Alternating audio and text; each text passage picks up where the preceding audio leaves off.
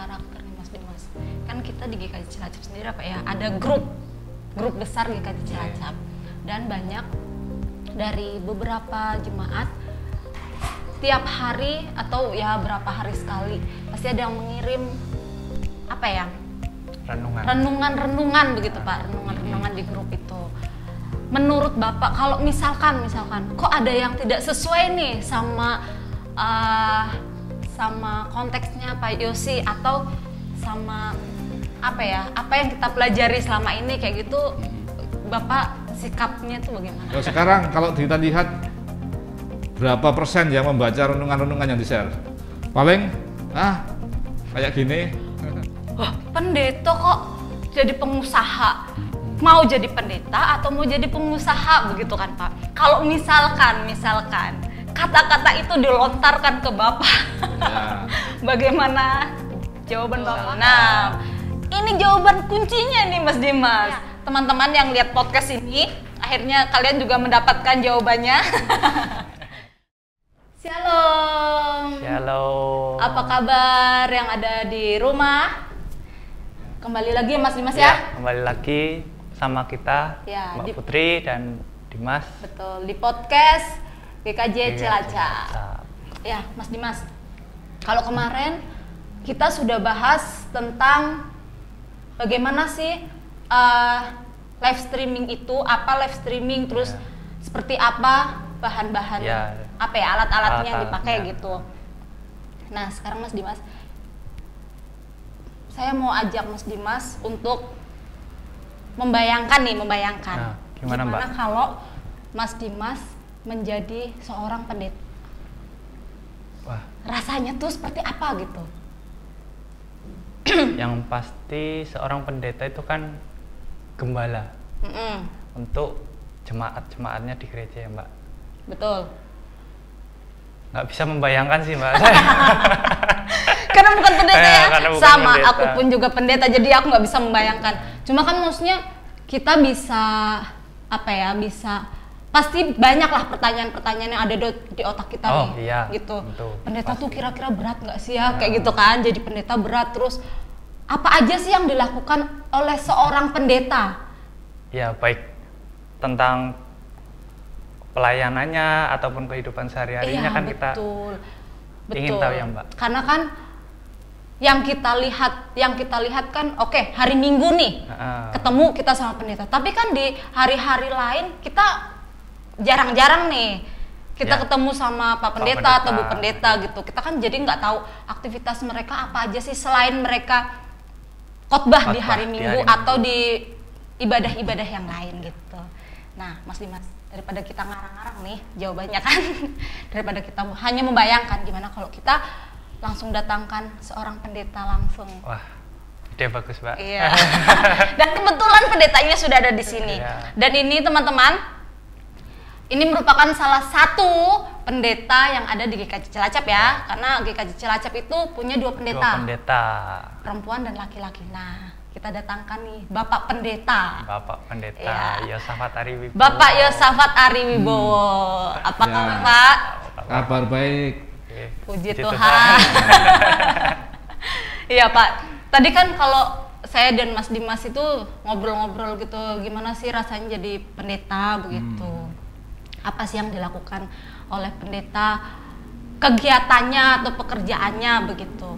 Namun sebelumnya Pak, bolehkah kami bertanya atau bisakah Bapak bercerita sebelum Bapak jadi pendeta ini, Bapak dulu itu siapa begitu sebelum jadi pendeta? Ya, saya sebelum jadi pendeta ya seperti layaknya umum anak-anak. Anak-anak ya remaja, pemuda. Cuma saya juga punya pengalaman, saya ini juga menjadi anak pendeta. Jadi ya menjadi pendeta berarti sekarang ya bisa merasakan, setidaknya mengira-ira, berarti bapak dulu saya itu juga kayak gitu. Nah, dulu saya juga ya remaja biasa yang juga main, yang juga ya main-main dengan anak-anak yang seumur dan juga pengalaman-pengalaman yang menyenangkan dan sebagainya. Tidak ada yang beda sebetulnya. Oke. Berarti Bapak sebelum jadi pendeta nih adalah seorang anak pendeta. Pendeta, iya. Lalu Pak, ini kan sudah menjadi pendeta, tapi sebelumnya bagaimana sih Pak rasanya sebagai anak pendeta, Pak? Ya, kalau saya sendiri sebagai anak pendeta mungkin biasa-biasa saja. Tapi orang lain biasanya memandang luar biasa. Wah. Kue anak Tapi pendeta spesial loh. ya, Pak? Kue anak pendeta loh. Retok ini. Yang pendeta kan bapakku, aku kan duduk pendeta waktu itu. Ya, jadi ya, tapi ya itu wajar sih orang menuntut pendeta dan keluarganya itu ya harus perfect. Padahal kan juga tidak ada orang yang perfect. Sehingga pendeta waktu kecil kan belum pendeta. Yo nek belis-belis nakal-nakal sithik sama teman-temannya ya nggak apa-apa, namanya anak-anak. Betul. Nah, sewajarnya anak-anak kayak gitu ya Pak ya. Anak-anak nakal ya biasa, nek bapak-bapak nakal itu yang luar biasa. Luar biasa sekali. Apalagi pendeta nakal luar biasa. Waduh, bahaya nih Pak. Ya Pak. Oke, lalu Bapak ini sebagai pendeta di GKJ Cilacap itu sejak kapan? Ya, seseorang jadi pendeta di GKJ itu kan prinsipnya adalah pendeta itu sosok yang dipanggil. Jadi beda dengan profesi yang lain, melamar. Kalau GKJ prinsip pendeta adalah panggilan. Nah, sehingga saya pun di Cilacap juga atas panggilan majelis gereja setelah proses seleksi dari majelis gereja. Nah, saya pun juga punya pengalaman sebelum di Cilacap di beberapa gereja yang lain. Nah, cuma waktu itu bapak saya juga pesan, besok kalau kamu dipanggil oleh gereja, jawab iya dan layani yang pertama kali memanggil, entah dimanapun. Dulu waktu itu ada 3 gereja. Nah, saya misalnya hari ini dipanggil oleh Cilacap, besoknya datang juga dari gereja lain. Ya, dengan berat hati ya, mohon maaf saya sudah menyanggupi di Cilacap. Ya, saya nggak minta di sini, tapi saya ikut proses. Perkara saya ditempatkan di mana ya, saya tidak tahu dan itu saya yakin ya rencana Tuhan. Nah itu. Oke, berarti wah ternyata ya Mas ya. Iya. Begitu. Itu tahun berapa Pak? Oh iya, tahun 2000 saya perkenalan di GKJ Cilacap. Lalu orientasi tahun 2001. Lalu pemilihan pertengahan tahun 2001. Lalu boyongan Agustus 2001. Lalu proses pembimbingan, ujian, lalu pentabisan tanggal 12 Februari 2003. Nah, ya kurang lebih di Cilacap sudah kurang lebih 20 tahun. Kalau lama. Pentabisan 17-an tahun. Itu. Lalu kalau berarti kan dulu waktu sebelum Bapak jadi pendeta di GKJ Cilacap, apakah dulunya ada seorang pendeta juga di GKJ Cilacap gitu? Ya tentu ada ya. Cilacap kan sudah sepanjang berdirinya tahun 10 Februari 1929 sampai hari ini itu kan dilayani oleh 6 pendeta ya. Yang pertama Pak Pendeta Misael, yang kedua Pak Sudarmo, yang ketiga Bapak Suparjo, yang keempat Bapak Pendeta Hadi Subroto almarhum, yang kelima saya, yang keenam Bu Pendeta Krisma. Jadi sudah hampir seabad ya. Hampir sahabat. Hampir sahabat. Ya, ternyata begitu Mas. Jadi saya pikir pendeta itu ya sama kayak pekerja-pekerja yang lain gitu, melamar. Iya, melamar kan biasanya kalau kita mau kerja misalkan di bank gitu kan. Kan kita ngajuin proposal CV, CV kayak gitu ke bank kayak gitu, terus nanti tes, nanti diterima atau enggak kayak gitu kan. Tapi kalau pendeta nih lebih dilamar begitu ya Pak ya? Iya. Lainnya. Dilamar dan tapi juga prosesnya lebih panjang. Kuliah minimal 4 tahun. Nanti masih penjaringan, perkenalan, lalu pemilihan, masih bimbingan lagi 6 bulan. Lalu sekarang ada masa vikaris setahun. Baru nanti ujian terus bisa diteguhkan. Jadi ya prosesnya nggak panjang, nggak bisa langsung kuliah lulus langsung jadi pendeta, masih panjang. Panjang ya. Nah Pak, selama proses dari pentabisan atau vikaris dari pokoknya dari Pak Yosi masuk ke GKJ Cilacap, orientasi sampai hari ini, pengalaman-pengalaman yang agak nyeleneh atau aneh itu ada nggak Pak? Ya, selama di Cilacap untuk pelayanan. Dalam pelayanan ya secara umum ya biasa, tetapi ya memang beda tradisi dan budaya ya. Saya kan besar di daerah Wetan ya, Solo. Oh ya, di Solo. Lalu melayani di daerah Barat atau di Banyumas. Ya tradisi dan juga kebiasaannya beda-beda, masalah bahasa. Ya pertama ketika di Cilacap ya mendengar orang bicara ya mesam-mesem. Antara ngerti nggak ngerti gitu ya Pak ya? Karena asing kan. Asing. Ya. Tetapi lama-lama ya bisa memahami. Cuma masih ketahuan. Ini bukan orang Banyumas ini, orang sana Bandek. Tapi ketika saya pulang ke sana ke daerah Solo, kok wis ngapak banget sih. Perasaan enggak sih ya. Tapi mereka tahu. Jadi saya kehilangan jati diri nih. Aku ki wong Banyumas sama wong Solo. Enggak dua-duanya ternyata. Bisa nggak ditolak, sini nggak diakui. Ya, logatnya bercampur ya Pak? Iya, bercampur. Iya, lalu Pak, kalau di GKJ Cilacap itu kan banyak beberapa karakter jemaat gitu. Apalagi GKJ Cilacap lebih dari 500 jemaat ya Pak ya? Ya 1000-an lah. Ya, jiwa. 1000 jiwa. Nah, 1000 jiwa, 1000 kepala berarti dengan pola pikir yang berbeda, dengan keinginan yang berbeda, dan mereka pasti menuntut oh pendeta saya harus begini. Itu bagaimana Bapak menyikapinya? Apalagi sebelum ada pendeta yang kedua, Pak. Kalau sekarang sudah mungkin Pak Yosi dan Ibu Pendeta Krisma bisa berbagi pengalaman gitu. Tapi bagaimana pada saat Pak Yosi sebagai pendeta satu-satunya di GKJ Cilacap dengan 1000 jiwa? Gitu. Ya tentu seorang pendeta harus menyadari akan keterbatasannya ya. Bukan semua diayai sendiri atau merasa ngabei, nanti tentu akan repot sendiri. Nah, maka perlu untuk melibatkan potensi yang ada. Majelis gereja khususnya sebagai mitra pelayanan, lalu komisi ataupun panitia, tim. Nah ini yang harus bersama-sama, karena sesungguhnya kehidupan bergereja itu adalah kehidupan bersama, bukan terfokus pada pendeta.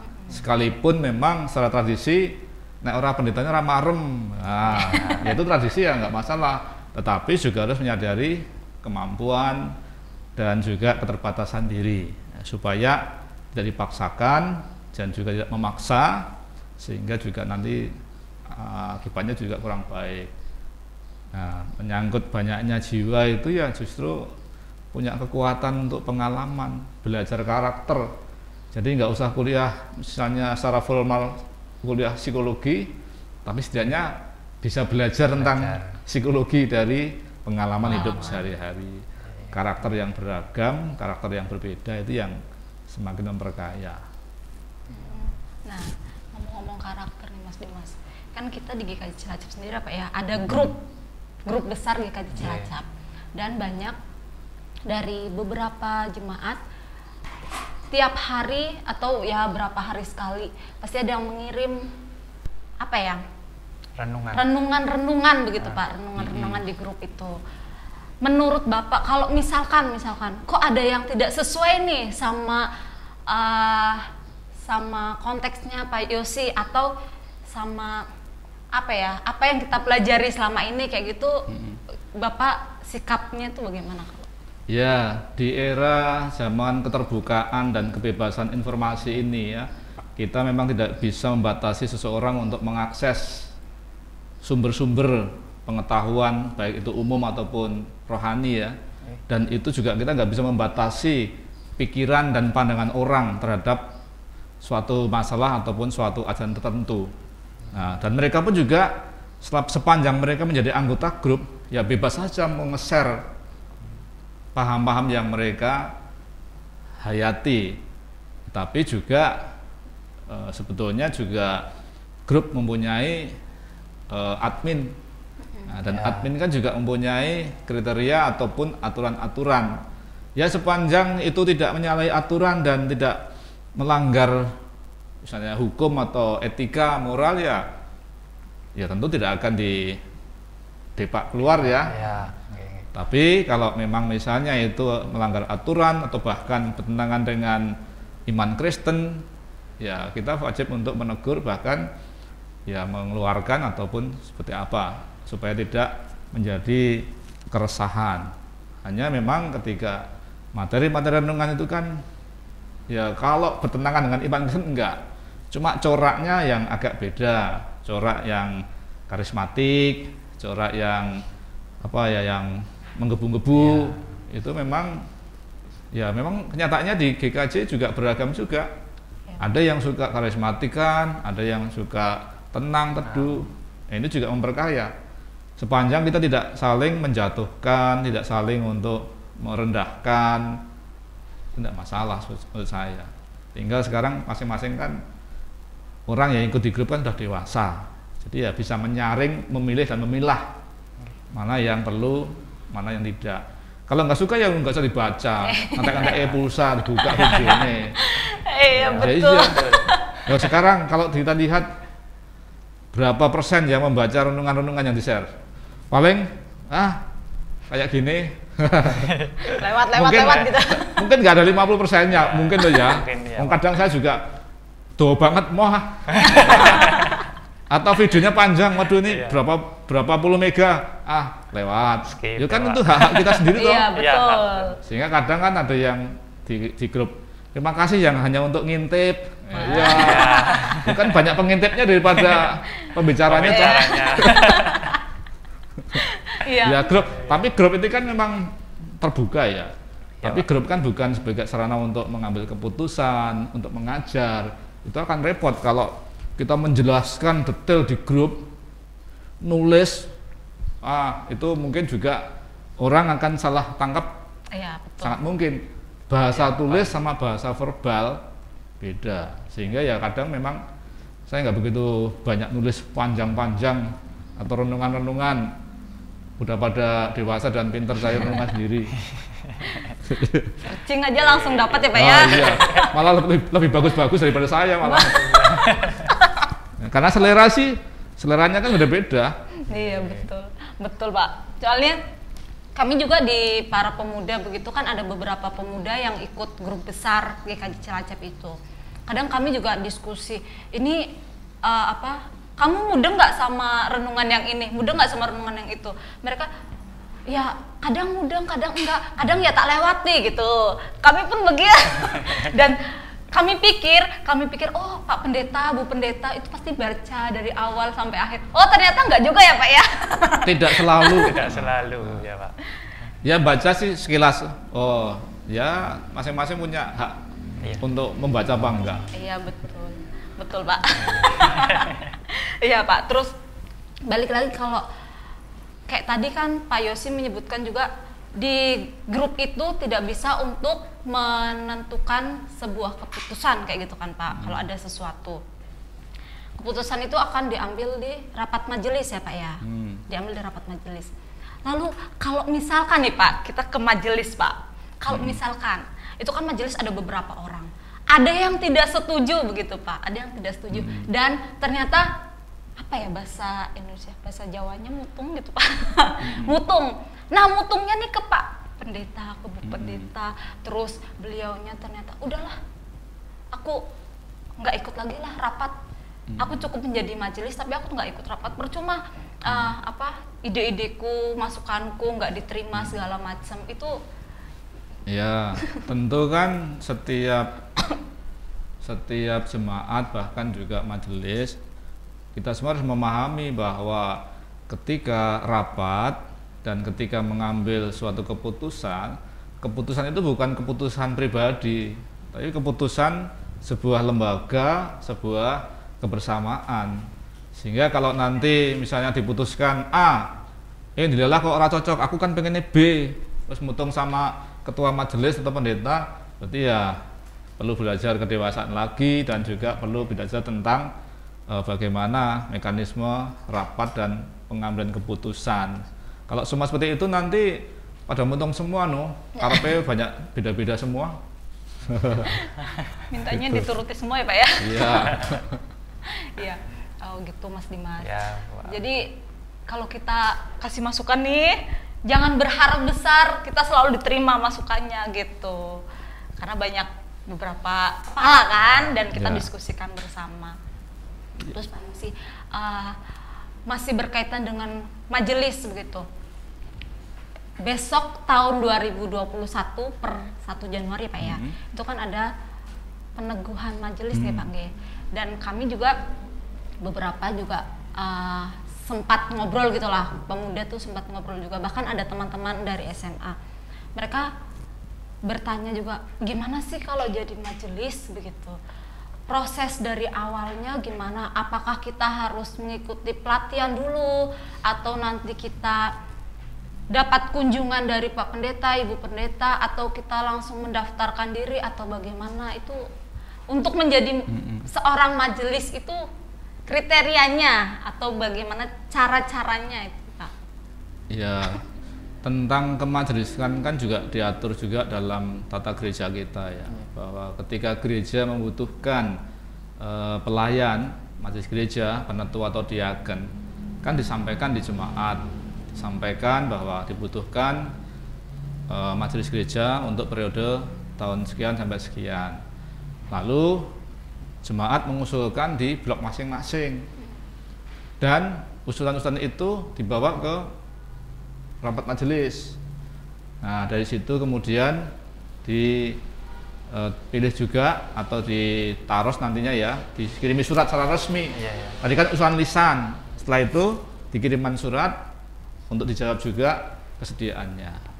Nah setelah kesediaan itu disampaikan yang bersangkutan, maka baru diputuskan di rapat majelis sebagai calon majelis, dan itu akan mendapatkan juga semacam pembinaan atau percakapan untuk pembekalan majelis gereja sebelum diteguhkan. Tetapi sesungguhnya kaderisasi untuk majelis itu sudah berlangsung setiap tahun, setiap minggu, setiap bulan dalam PA wilayah, kegiatan blok, itu kan sebetulnya kan juga merupakan kaderisasi. Harapannya semakin banyak yang ikut kegiatan sudah terbiasa dengan pelayanan, sehingga ketika diminta atau diundang untuk jadi majelis tidak banyak yang menolak. Tapi ternyata juga tidak mudah juga ya untuk dari majelis gereja. Ya. Itu. Kelihatannya ya majelis gereja berat ya, Mas. Berat. Ya, satu lagi nih ya tentang pelayanan ya, entah itu majelis, komisi atau pendeta. Berat tidaknya pelayanan itu tergantung sebenarnya, relatif. Enteng digawe berat bisa, berat digawe enteng juga bisa. Tergantung cara pandang dan juga kerelaan hati. Nek wis abot sithik wae dadi angel. Tapi kalau itu panggilan dan pilihanku, pilihan hidup, apapun yang berat akan jadi ringan. Nah, karena apa, mau nyadari pelayanan itu kan bagaimana kita menjadi pelayan dan menjadi hamba bagi orang lain. Ini nggak mudah. Kalau hatinya nggak rela dan tidak ikhlas atau bahkan tinggi hati, wah gampang kecentok, gampang mutung. Aku iki pimpinan kok diajeni wong akeh ning kantor kok ning gereja mong kon opo parkir. Nah, misalnya gitu dah. Itu kan bisa saja kalau tidak menyadari tentang hakikat pelayanan. Nah, pelayanan itu majelis gereja mereka adalah pemimpin ya. Tapi pemimpin yang melayani. Beda dengan yang umum, pemimpin yang menguasai, pemimpin yang mengendalikan, bahkan pemimpin dengan tangan besi. Kalau di gereja, pemimpin yang melayani, pemimpin tapi pelayan. Karena apa, yang kita teladan adalah karakter Yesus. Dia adalah raja, dia adalah semesta alam pemilik semesta alam, tapi jadi pelayan. Nah, orang Kristen ya harus seperti itu.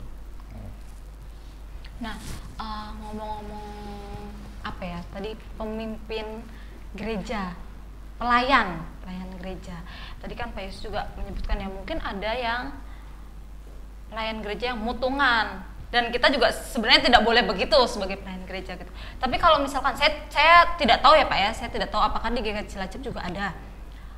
Kalau misalkan Pak, ada majelis yang mutungan kayak gitu Pak, majelis yang mutungan, terus beliaunya mengundurkan diri dari kemajelisan, atau beliaunya akhirnya sudahlah, aku nggak mundur, tapi aku nggak usah duduk di kemajelisan lagi kayak gitu, tapi tidak mengundurkan diri gitu Pak. Apakah dari gereja sendiri apa ya, ada tindakan apa begitu Pak? Ya, masalah mutung-memutung atau masalah kecewa dan tidak lagi ikut dan tampil, itu sesungguhnya tidak sekedar hanya pada majelis gereja ya, jemaat yang mutung juga ada. Nah, dan juga itu tidak terkait dengan siapa menjabat apa, tapi itu terkait dengan pribadi. Nah, kebetulan pribadi itu sebagai majelis, sebagai komisi, yang mutung juga ada ya. Iya, banyak Pak. Terus dari jemaat. Nah itu sikap majelis yang lain bagaimana? Ya tentu ketika ada orang yang kecewa, ada orang yang undur, ada orang yang mungkek atau macet, atau bahkan menghilangkan diri, ya berusaha untuk bagaimana mendekati dan juga bagaimana menarik mereka kembali, tentu dengan cara, metode yang tentu harapannya bisa menggugah kembali akan pelayanan yang mereka iakan di waktu semula. Tapi kita majelis kan nggak bisa memaksa juga, karena sesungguhnya kan pelayanan kan panggilan hati dengan sukarela. Adapun majelis mengajak dan memanggil kembali. Pada akhirnya kalau nggak mau ya masa dipaksa-paksa, wong udah gede. Apalagi kalau misalnya punya jabatan gerejawi, punya jabatan sebagai anggota komisi, kan nggak perlu, dan juga kurang pas kalau dipaksa-paksa, tinggal kesadaran aja. Nah, kesanggupan waktu semula apa? Waktu diucapkan di tengah jemaat apa? Ya, kanthi gumulai mana? Ya, dengan segenap hati. Tekan gone terus mutung dan sebagainya ya. Ya, lihat kembalilah apa yang kamu ucapkan waktu itu. Nah. Ngomong-ngomong soal mutung, maaf nih Pak, saya mau tanya ke intern keluarga. Pernah nggak, kan Bapak pasti pernah melayani jemaat GKJ Cilacap dalam waktu 24 jam, itu pasti perlu kan Pak, pasti dilayani. Nah, semisal waktu Bapak sudah tidur nih, jam malam, sudah jam tidur, terus ada yang telepon Pak, tolong saya didoakan dong. Itu posisi sudah malam, sudah tidur. Apakah keluarga Bapak, terutamanya istri, anak, yang mungkin saat itu sedang bareng, istirahat bareng, terus merasa terganggu gitu, gimana Pak? Ya, pendeta itu adalah pelayan full timer ya. Kalau yang lain kan pelayan temporer atau part time istilahnya ya. Kalau pendeta full timer, artinya ya sepanjang dia tidak cuti, tidak keluar kota, kalau ada pelayanan yang harus dikerjakan, sekalipun jam-jam kritis orang ngantuk, ya itu tetap harus standby karena sudah menjadi pilihan hidup untuk melayani. Nah, kalau saya ditelepon malam, subuh, dini hari ya pernah. Ya, tetapi juga pernah juga terlewatkan. Kenapa? Nah, tidur nggak dengar gimana?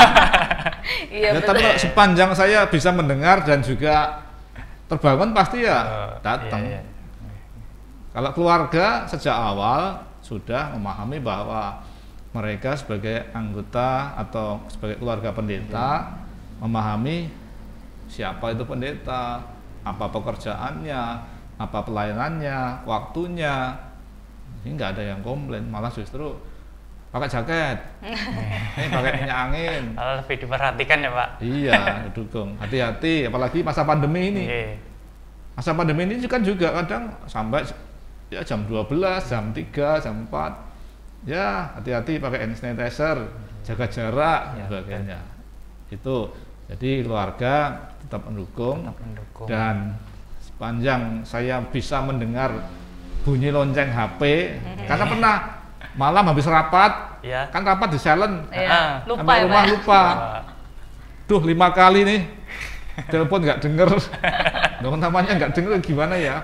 Ya. Sampai paginya baru bangun. Kecuali kalau datang didodok bangun. Oh iya. Pernah juga, telepon nggak terus datang ke rumah langsung. Iya, maaf nih habis rapat ini nggak di on kan lagi. Pernah terjadi seperti itu ternyata. Iya, gitu teman-teman. Jadi seorang pendeta nih sebenarnya ya susah-susah gampang ya Pak Yos ya. Ya. Menjadi pelayan Tuhan, menjadi pelayan jemaat. Ya. Jadi ya kalau misalkan Pak, ada jemaat yang pekerjaan pendeta nih hanya khotbah di hari Minggu, terus hanya bikin renungan, hanya mimpin renungan begitu. Itu apakah hanya sekedar itu Pak, atau dan yang kami orang awam tahu kan ya pendeta khotbah itu terus kunjungan pun karena kami tidak tahu Bapak Ibu pendeta ini kunjungan di mana, setiap hari apa, terus dalam 1 minggu berapa kali gitu kan Pak. Apakah hanya sekedar itu? Seorang pendeta itu apakah hanya melakukan ya itu saja begitu? Ya, pendeta ini kan juga manusia yang normal ya, punya keluarga, punya hobi, punya waktu juga untuk harus istirahat, sehingga manajemen waktu itu penting dan juga prioritas kegiatan dan pelayanan juga harus penting.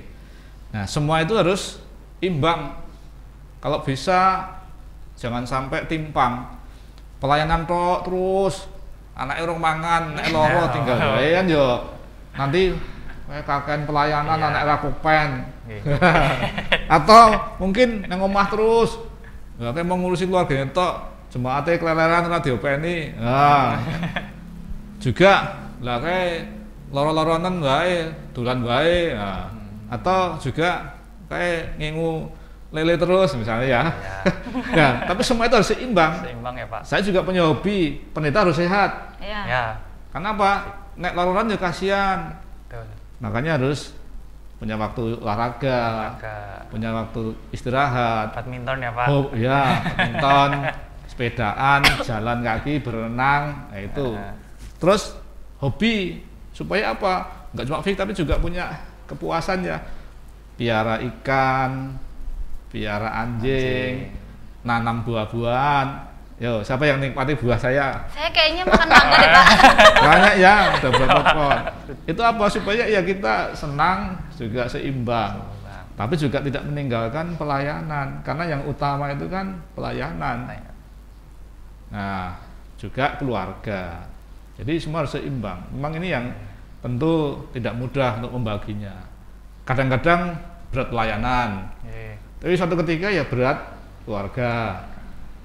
Ya harus juga menyediakan waktu untuk diri sendiri supaya tidak gampang sakit. Nek sehat kan senang toh ya? Iya betul Pak. Nggak ngerepoti, nggak keluar biaya, nggak rugi waktu dan sebagainya. Ya harapannya itu. Jadi kalau saya banyak olahraga atau olahraga kadang jangan dimarahi ya. Kan kita olahraga bareng Pak. Karena itu tadi seorang pendeta harus sehat, harus juga kuat, juga harus punya waktu banyak untuk melayani. Yang penting bisa membagi waktunya. Ya, membagi waktu dan prioritasnya. Ya. Nanti nek sing diprioritaske olahraga tok ya salah. Gitu Mas Dimas. Jadi ya kita kan kadang berpikir pendeta ya hanya khotbah ini begitu kan. Iya. Ternyata pendeta juga ada kegiatan lain. Ya butuh olahraga, butuh hobi yang perlu. Ya quality time sama keluarga. terus jalan-jalan. Jangan hanya kita aja yang jalan-jalan ya. Ya, piknik juga penting loh. Iya betul Pak. Ada kan penelitian orang kurang piknik itu bahaya. Ya piknik kan nggak perlu sampai jauh-jauh ya. Teluk Penyu kan udah piknik ya. Nangkrang minum degan udah piknik gitu. Betul. Nah itu jadi semua bisa tertangani. Kalau di kaum muda Pak, kalau ada yang suka marah-marah mesti dibilang, oh kurang piknik kamu kayak gitu. Pikniknya kurang adoh, kancane kurang akeh, tulannya kurang adoh, ngopinya kurang oke juga. Iya betul. Iya gitu Mas Dimas. Jadi ya teman-teman yang mungkin mau punya panggilan untuk menjadi seorang pendeta gitu ya.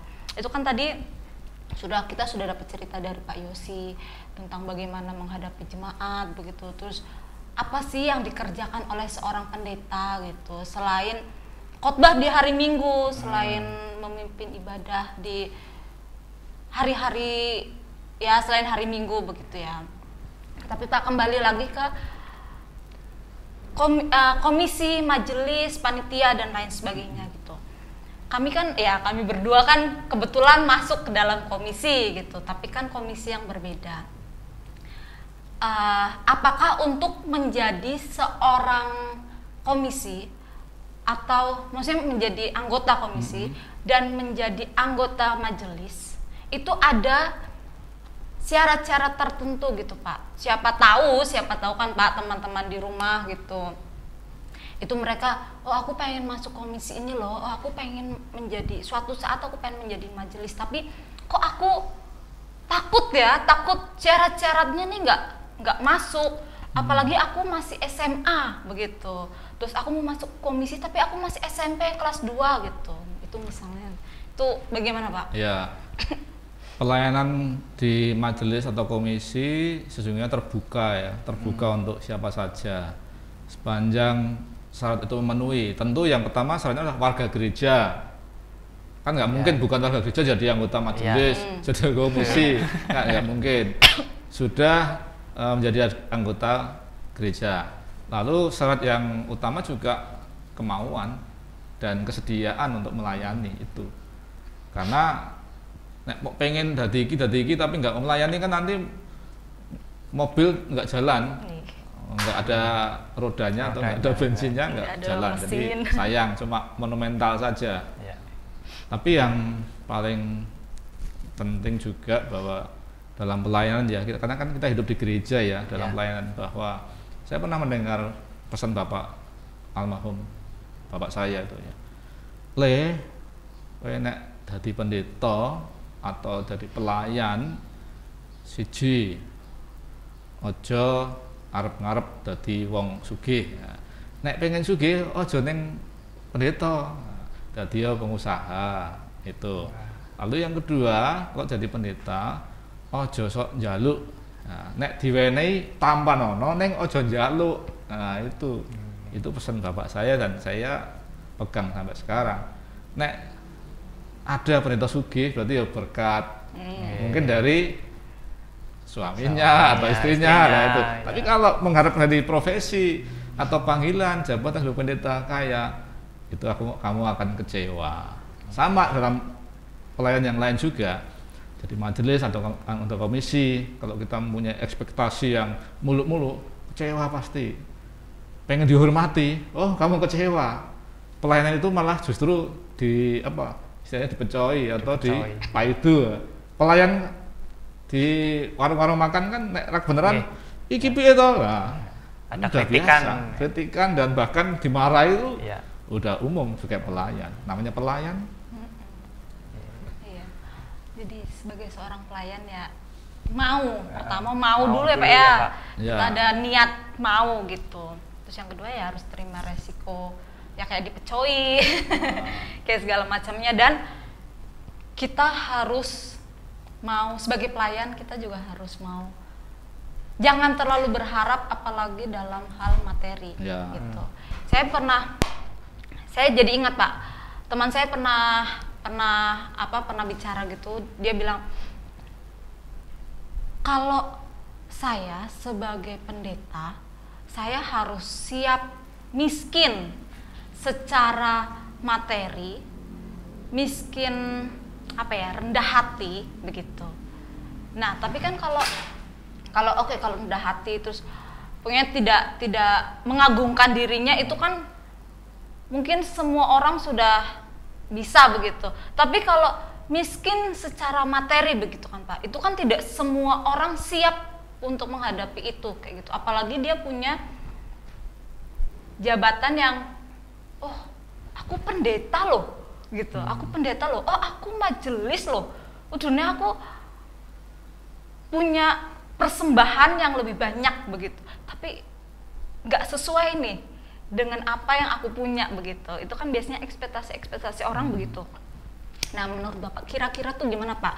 Maksudnya kayak di gereja-gereja lain yang saya tahu ya Pak ya, maksudnya pendeta-pendeta lain juga kadang mereka cerita, aku tiap bulan dapat ini dari jemaat, kiriman beras gitu misalkan, atau kiriman telur kayak gitu, karena jemaat saya banyak petani, banyak peternak gitu kan Pak. Tapi secara secara uang itu memang tidak sepadan dengan apa yang saya lakukan begitu. Jadi ya saya siap untuk miskin apapun begitu. Itu Bapak awal-awal itu gimana Pak? Maksudnya sebagai pendeta begitu. Apakah sebelum sebagai pendeta Bapak sudah siap? Ya mungkin sudah siap ya Pak ya, karena tadi wejangan dari Mbah Kakung dari bapaknya Pak Yosi. Oke. Iya. Ya seperti tadi saya katakan bahwa ketika kita menjadi pelayan sudah harus menyadari bahwa kita harus siap dengan segala konsekuensi seorang pelayan, baik itu menyangkut materi atau menyangkut harga diri atau sebagainya, itu harus siap. Tapi kami sekeluarga punya prinsip bahwa kami memegang prinsip lebih baik memberi daripada menerima. Itu saja sudah mencerminkan bahwa dengan prinsip itu berarti kita juga punya harapan. Ketika kita bisa memberikan berarti kita lebih daripada yang diberi. Ya. Nah, sehingga dengan prinsip itu ya berdoa dan berharap Tuhan akan memberikan.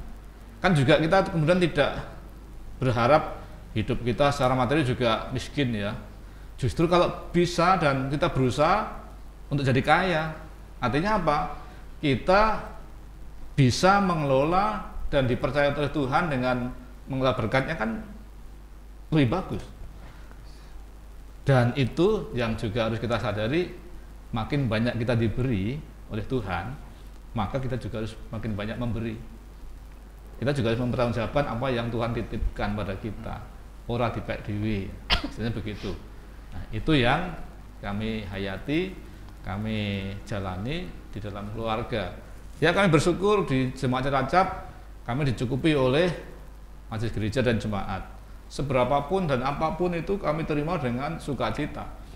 Karena cukup tidak cukup, banyak atau sedikit itu relatif juga. Sedikit kalau disyukuri jadi banyak. Kalau banyak digrundeli jadi sedikit.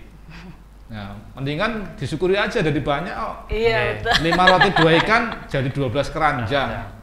Daripada 12 keranjang jadi 1 keranjang. Nah, kan yang sedikit disyukuri, didoakan supaya jadi berkat. Nah, Tuhan tidak kurang akal untuk memberkati kita. Nah, itu yang harus kita pegang. Dan ingat juga kita punya firman Tuhan yang juga kami pegang. Banyak orang menyebar harta tapi bertambah kaya.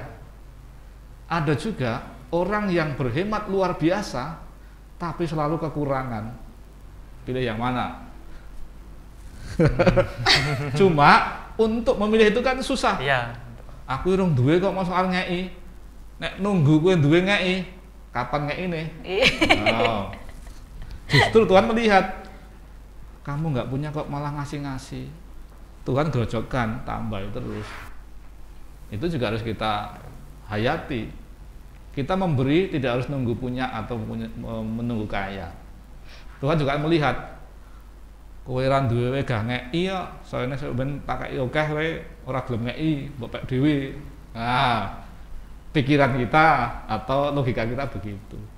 Nah, maka kalau kita seperti seorang anak lah, anakku tak kei sangu sithik kok gini njajake wong, kok ngek-ngeke wong, wis tak tambahilah, tambahin nah, kok kei kabeh, tambahin nah.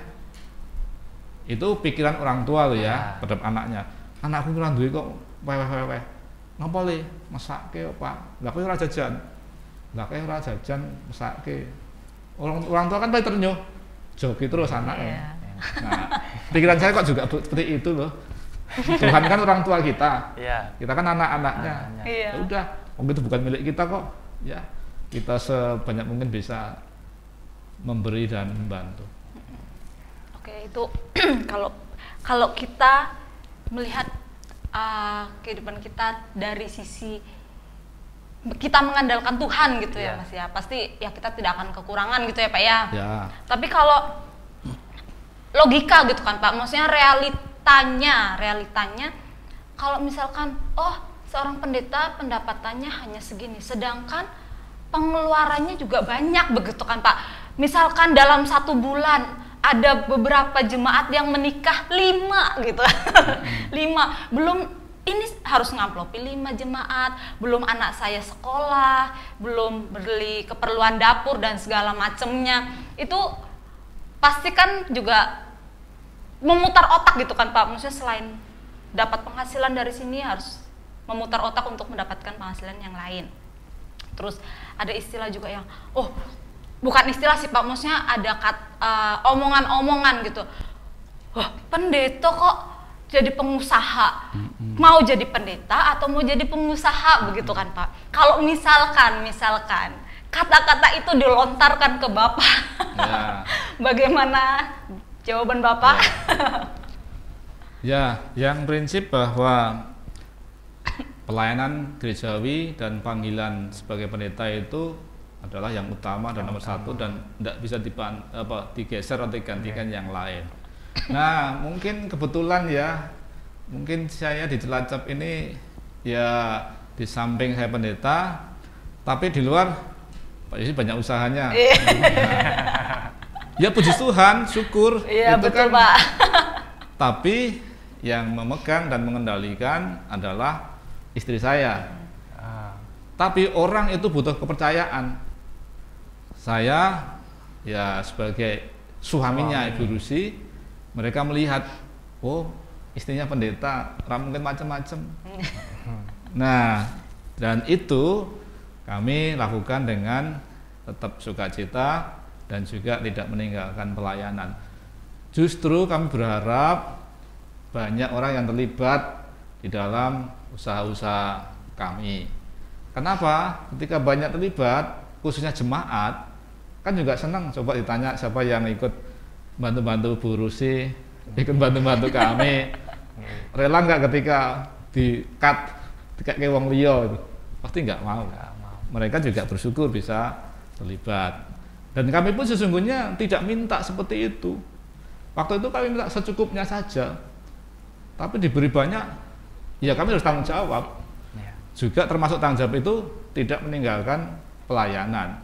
Kalau saya sampai meninggalkan pelayanan, orang mimpin PA, orang khotbah, mergone ngurusi ikut Bu Rusi atau ikut saya itu yang salah.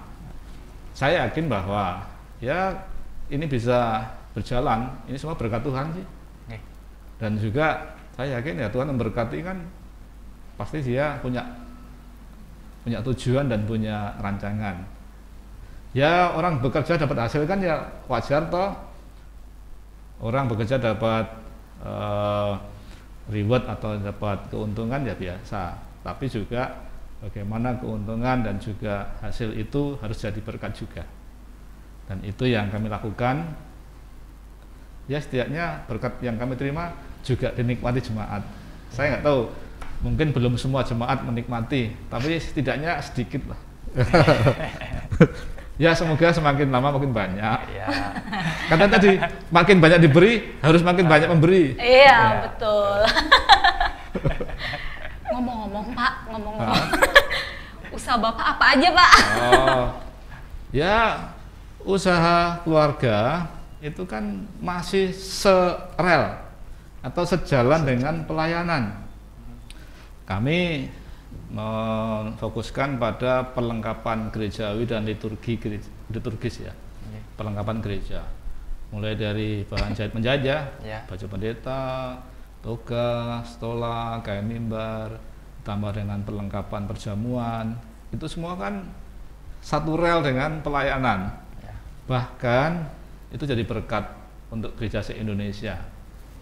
Konsumennya Sabang sampai Merauke, dan itu sangat terbantu. Kenapa? Harga dasar, satu contoh ya,